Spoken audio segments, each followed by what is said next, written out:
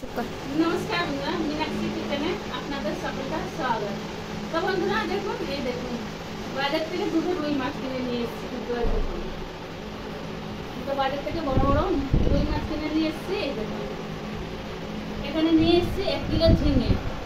এই দেখুন ঝিঙে, আজকে রুই মাছ দিয়ে আর ঝিঙে দিয়ে পাতলা ঝোল হবে। কেন কি ভীষণ গরম পড়েছে, তেল মশলা তো বেশি খাওয়া যাচ্ছে না, ওই জন্য আজকে ভাবলাম যে রুই মাছ দিয়ে আজকে পাতলা ঝিঙের ঝোল বানাবো।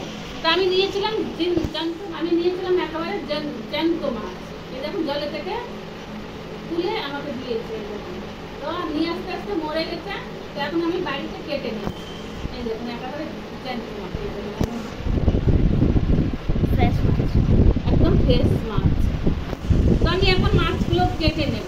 আমি ঝিঙেগুলো কেটে নিলাম। এই দেখুন পুরো খোসা ছাড়াবো না, অল্প অল্প খোসা রেখে দেবো। মাঝখানটা কেটে নিলাম, আর বেশি পাতলা করবো না, একটু মোটা মোটা রেখে দেবো। দেখুন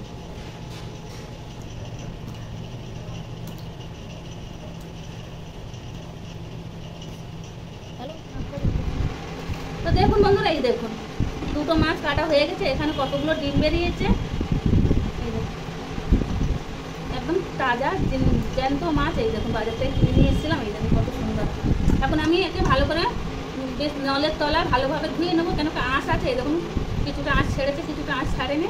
এখন ভালোভাবে ধুয়ে নেওয়ার পরে আপনাদের দেখাবো ঝিঙে কাটা। এখানে মাছ ভালোভাবে পরিষ্কার করে ধুয়ে নিয়েছি। এখন মাছে দেবো লবণ, দিয়েছি হলুদ, লঙ্কার গুঁড়ি করে মেখে নেব।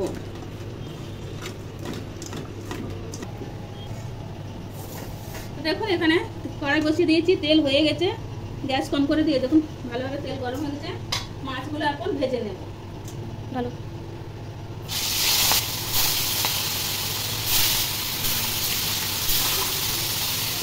এই দেখুন জ্যান্ত মাছ, তো এই দেখুন ভেঙে যাচ্ছে সব। তেল গরম হয়ে গেছে, পুরো মাছ ভেজে নিয়েছে কড়াই থেকে। এই দেখুন ভালোভাবে ওই কড়াইতে দিয়ে দিলাম সামান্য তেল আর অল্প একটু জিরে, দেবো টমেটো আর কাঁচা লঙ্কা কুচি।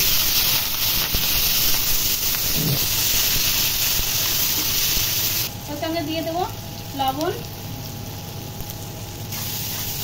দিলাম হলুদ গুঁড়ি, সামান্য একটু লঙ্কার গুঁড়ি, মানে কাঁচা লঙ্কাটা কম আছে তো ওই জন্য লঙ্কার গুঁড়ি দিলাম। ধনে জিরে পাউডার দিয়ে দিলাম, জল একটু। দেখুন টমেটো গোটা গোটা আছে। এই আলু কটা দিয়ে দিলাম। আলু করতে করতে টমেটো গলে যাবে। দিয়ে দিলাম ঝিঙেগুলো দিয়ে দিলাম।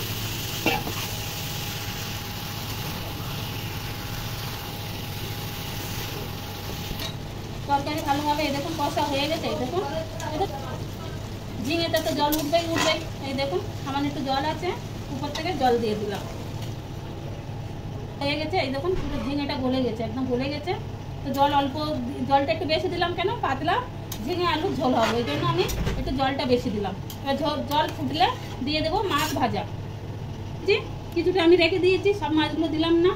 তো এই ঝোল ফুটলে তো দিয়ে দেবো, এই ভাজা মাছগুলো অ্যাড করে দেবো। এই দেখুন তরকারির ঝোল ভালোভাবে ফুটে গেছে, মাছগুলো সব ঢেলে দিলাম।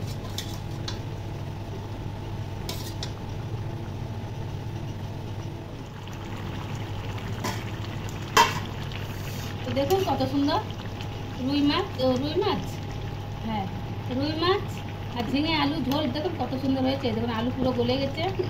এখন আমি একটু খেয়ে দেখবো টেস্ট করে কেমন হয়েছে।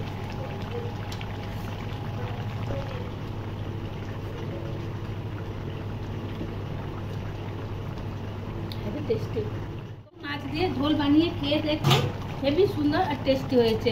গরমের জন্য ভীষণ ভালো, শরীরের জন্য হালকা মশলা দিয়েছে। এই দেখুন এখন আমি গ্যাস বন্ধ করে দিলাম, আমাদের তরকারি হয়ে গেছে। দেখুন বন্ধুরা